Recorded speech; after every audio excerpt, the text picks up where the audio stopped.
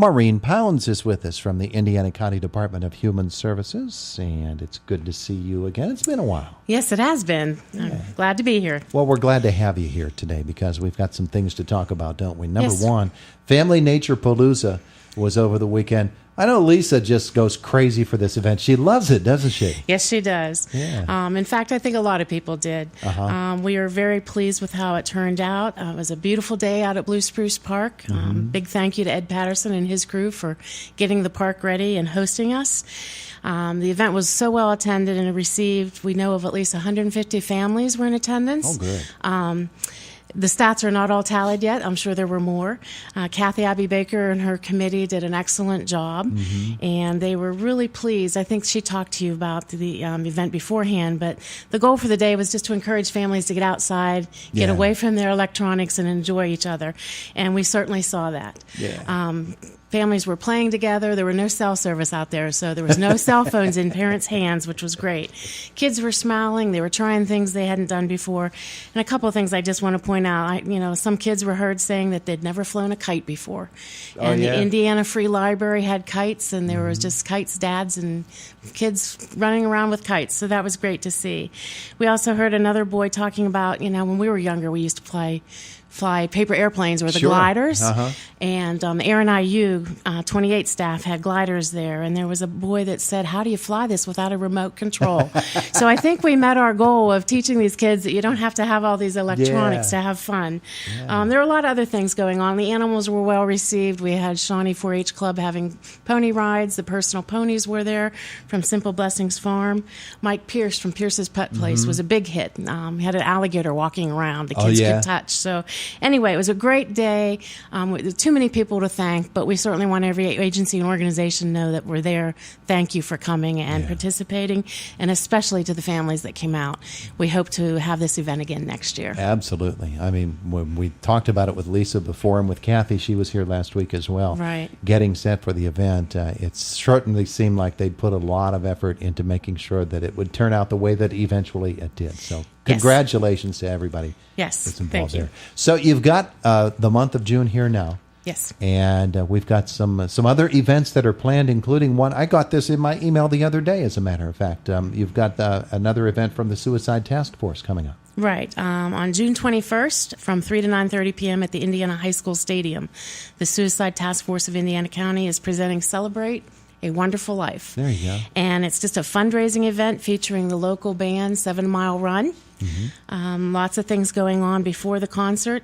The concert will begin at 7:30. It's a family-friendly event, which will include a cornhole tournament. Oh, okay. So they are stating that the cornhole tournament will be $20 a team, and there's a limited number of participants, so they're asking that people register early. Food concessions will be there. There's no admission cost for the event and the concert, just the $20 for the cornhole tournament. Okay. However, donations are greatly appreciated and accepted. This is a fundraising event. I know, Todd, that the Suicide Task Force is comprised of volunteers that go out and educate the public about suicide prevention, interventions, etc., and they need the funding to help do that. Absolutely. So this is one way that they're trying to raise some of the funds. Now give me the where and the when again. It is June 21st from 3 to 9:30 p.m. at the Indiana High School Stadium. Oh, so it's an outdoor event. Yes, so hopefully the weather will cooperate. Hope so, yeah.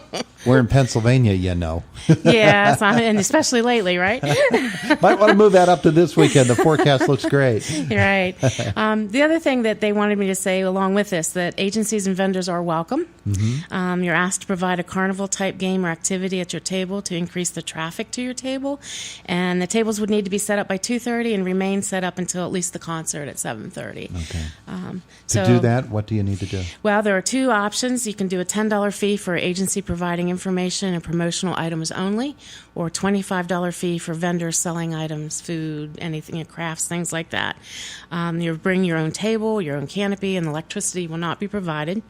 To learn more about the event, you can go to www.stf32.com/events, and that's where you can register and learn more about it. Yeah. It's a good idea. If you can't remember the address, just Google Suicide Task Force Indiana County. Yes. That'll get you there, too. Right, and there's a link to the registration on there. Yeah, so. absolutely. Right. All right, terrific. What else? You said something else. Right. The other thing, Suicide Task Force, again, just to throw out a save the date, their 7th annual Walk for a Wonderful Life will be held on Sunday, September 22nd from 1 to 3 at Mack Park and the fairgrounds. Again, this event is to spread awareness and break the stigma of mental health and to bring families and friends together to remember loved ones lost to suicide. This is free. However, again, donations are accepted and appreciated. Lots of things going on there. Again, that information will be back on that website as well, www.stf32.com. Yeah, one of the things about the Suicide Task Force that I think is so terrific is that it is not only focused upon the people who are considering suicide, the people who are at risk, and helping to recognize those signs and symptoms and get them help, but also for surviving family members of suicide victims and how they can be helped as well. I mean, it's one of those attack it from all angles types of approaches, and I appreciate that there are so many folks involved in the Suicide Task Force in Indiana County. Yes, it's a very active group. Yeah. So June 21st, Indiana High Stadium, and then coming up in September, the Walk for a Wonderful Life. Correct. Terrific. All right. So lots of things going on for the Indiana County Department of Human Services. Maureen, just give us a thumbnail of what the office does. We know that Kathy's there for the Children's Advisory Commission, and folks might not be aware of everything that is done out of that office. It's pretty extensive, isn't it? It is for a small office. We have, first of all, our office was originated years ago to help administer grant monies that come into the county for human services. So we continue to do that. We also have the Medical Assistance Transportation Program run through our office. That's folks that have medical assistance can get help getting to and from their doctor's appointments. Various ways, either direct transportation or if they're on the bus line, they go by bus, and also we can offer mileage reimbursement. So that's a big part of our office. But we also have Kathy Abby Baker in the Children's Advisory Commission. Sure. She also is a coordinator for the Health and Human Services Subcommittee, which is emergency and disaster planning. They do a lot. They're quite active. So, again, she's doing 2 jobs there. I'm not sure how she gets it all in. We also have Diane Overman, who works with the Veterans Providers Group. That was a network of organizations that work with veterans and how we can better serve them here in the county. They're going to be here next week. Okay, great. We also provide information referral through our office. I do a lot of that and reaching out to the public and letting them know what services are available.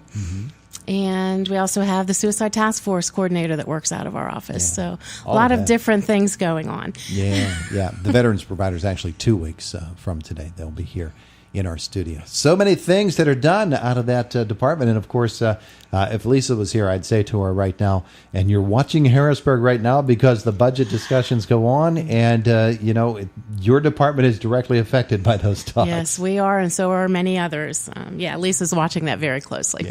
Yeah, everybody is. Everybody is. County commissioners and everybody, because human services, one of those areas that frequently, when you run short, sometimes they reach into human services budget and say, we need this money over here. Right. And they create a bit of a hole. So let's hope that doesn't happen this year. We hope not. Yeah, that would be good. Thanks so much, Maureen, for coming in. We appreciate it. Thanks for having me. You did well. Well, thank you. It is the voice of Indiana County, WCCS AM 1160 and 101.1 FM.